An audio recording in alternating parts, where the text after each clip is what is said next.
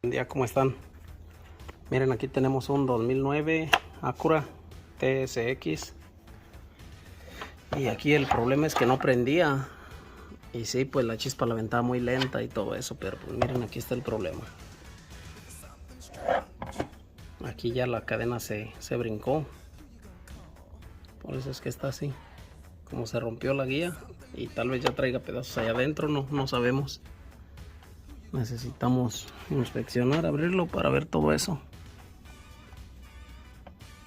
Así es de que si su carro es igual y no les prende, pues yo les aconsejo que chequen la compresión.